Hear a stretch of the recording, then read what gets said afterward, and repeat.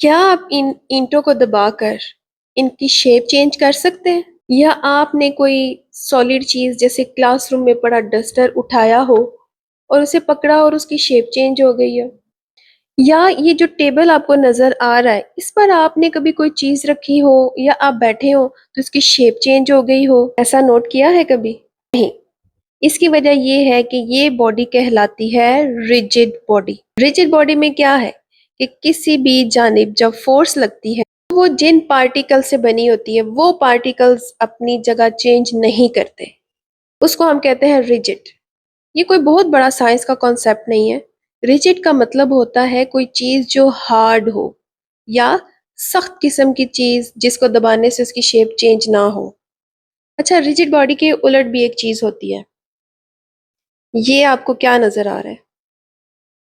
ये एक स्पॉन्ज है। आप जब स्पॉन्ज को पकड़ते हैं और आप उसे जोर से दबाते हैं तो उसकी शेप चेंज हो जाती है। क्या ख्याल है आपका कि ये भी रिजिड बॉडी होगी?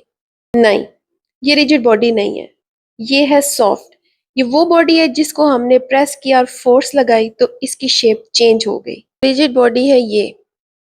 आप मुझे 3 रिजिड बॉडीज की और 3 सॉफ्ट जो रिजिड नहीं होंगी उसकी एग्जांपल बताएंगे। बचपन में आपने यो यो या टॉप या जिसको उर्दू में लट्टू कहते हैं उसे तो जरूर खेला होगा। जब आप गिराते होंगे तो वो गोल गोल घूमता होगा। ऐसा तो नहीं हुआ कि आधे पार्टिकल्स उसके कहीं जा रहे हो और आधे पार्टिकल्स कहीं जा रहे हो, बल्कि अगर हम उसके पार्टिकल्स को देखें तो वो सारे पार्टिकल्स सर्कल में टॉप के साथ घूम रहे होते हैं। लेकिन क्या कभी आपने नोट किया है कि ये सर्कल में एक खास लाइन के गिर्द घूमते हैं, लेकिन वो लाइन हमें नजर नहीं आती। वो एक इमेजिनरी लाइन है।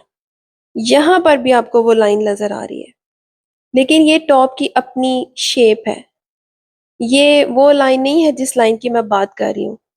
इसके लिए एक और चीज दिखाती हूँ। अच्छा, ये जो वीडियो आपको नजर आ रही है इसमें आपको एक ब्लू सी लाइन नजर आ रही है दरमियान में। ये वो एक इमेजिनरी लाइन है ये, जिसको आप सिर्फ अपने ख्याल में सोच सकते हैं कि जब ये चीज घूम रही है, ये जो बॉडी आपको रिजिड नजर आ रही है घूम रही है तो ये इस एक खास लाइन के गिर्द घूम रही है। उस लाइन को हम कहते हैं एक्सिस ऑफ रोटेशन। रोटेशन का मतलब भी है गोल गोल घूमना। और यहाँ पर आप एग्जांपल ले लें सीलिंग फैन की, कि ये जब फैन चलता है तो वो एक खास पॉइंट के अराउंड ही उसके सारे पर घूमते हैं। तो वो जो एक खास पॉइंट है यहाँ तो आपको वो नजर आ रहा है जिसको शैफ्ट कहते हैं, जिससे पंखा लटका होता है।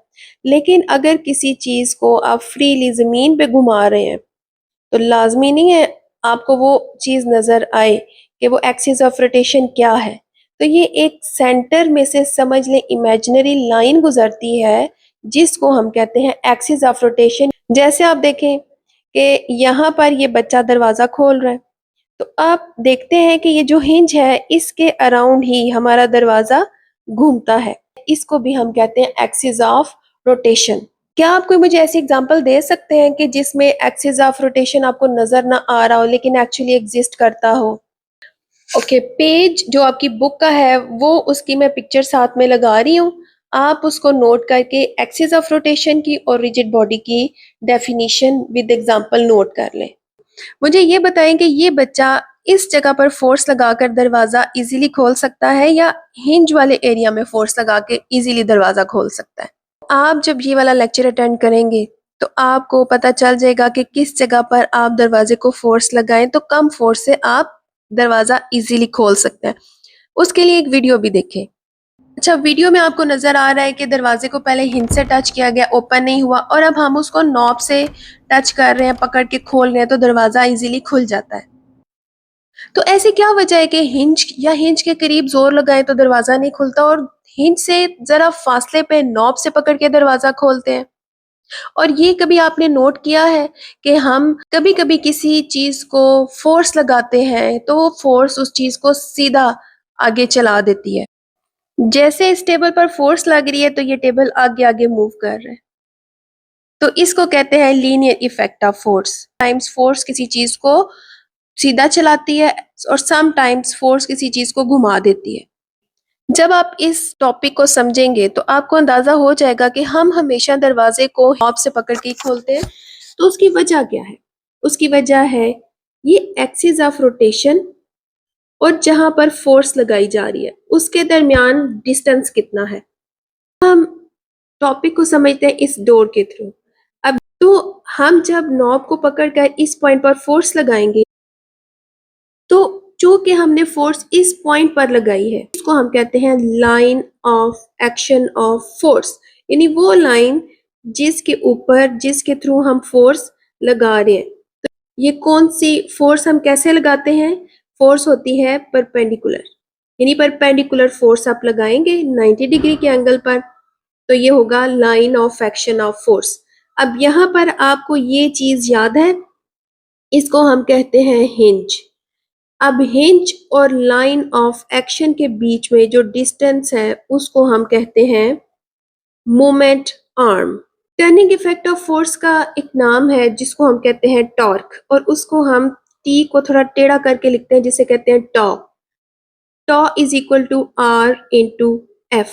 अब ये जो फार्मूला मैंने लिखा है वो इसलिए लिखा है कि फोर्स तो आपको पता है, आर क्या है? मोमेंट आर्म, यानी distance between the axis of rotation and force. अब आपने मुझे इस इक्वेशन से देखकर बताना है कि टॉर्क का और आर का रिलेशन क्या है। क्या ये डायरेक्ट रिलेशनशिप है या इनडायरेक्ट, या आप मुझे कमेंट बॉक्स में बताएंगे। वैसे फार्मूले से तो सामने नजर आ रहा है कि इनका रिलेशनशिप है डायरेक्ट, यानी टॉर्क का आर के साथ डायरेक्ट रिलेशनशिप है। आपने मुझे बताना है कि आपने क्या डायरेक्ट गैस किया था या इनडायरेक्ट गैस किया था। डायरेक्ट का मतलब है कि अगर आर बढ़ जाएगा तो टॉर्क भी बढ़ जाएगा। टॉर्क बढ़ने का मतलब है कि फोर्स जो घुमाती है उसका इफेक्ट भी ज्यादा होगा। यानी अब आप समझ गए होंगे कि हम नॉब से पकड़कर दरवाजा क्यों खोलते हैं, क्योंकि एक्सिस ऑफ रोटेशन और नॉब के बीच का डिस्टेंस ज्यादा करने के लिए। अगर आप यहाँ पर फोर्स लगाएंगे ये डिस्टेंस छोटा होगा तो दरवाजे पे ऑफ कोर्स टर्निंग इफेक्ट कम आएगा। जितना आप एक्सिस ऑफ रोटेशन से दूर लेकर जाते हैं टॉर्क का इफेक्ट ज्यादा आता है। आप आपके सामने दो स्पैनर्स हैं, एक छोटा है और एक बड़ा है। अब आप मुझे बताएं कि आपने अगर कोई नट ओपन करना है तो आप कौन सा स्पैनर यूज करेंगे, छोटा वाला या बड़ा वाला? आपका आंसर मुझे बताएगा कि आपको ये टॉपिक समझ आया है या नहीं समझ आया। अब टॉर्क, उसकी डेफिनेशंस और पेपर में आपने उसको कितना लिखना है, कौन से इंपॉर्टेंट शॉर्ट क्वेश्चंस हैं, उसके लिए आपने बुक का जो मैंने पेजेस की स्क्रीनशॉट्स लगाए हैं आपने उसको देखना है और अपनी बुक के ऊपर उन हेडिंग्स को नोट कर लेना है। टॉर्क से रिलेटेड आप एक इम्पॉर्टेंट पॉइंट नोट कर लें कि टॉर्क पॉजिटिव होगा अगर एंटी क्लॉकवाइज मूवमेंट होगी, यानी जिस सीमत में घड़ी चलती है उसके अपोजिट साइड पर अगर आप किसी चीज को घुमाते हैं, जैसे कि बोतल का ढक्कन।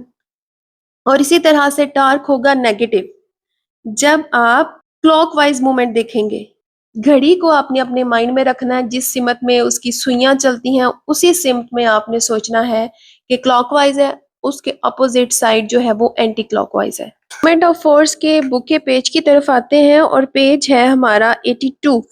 यहाँ पर आपने मूवमेंट ऑफ फोर्स की फर्स्ट टू लाइंस को कट करना है और येलो बॉक्स को हेडिंग देनी है टॉर्क की।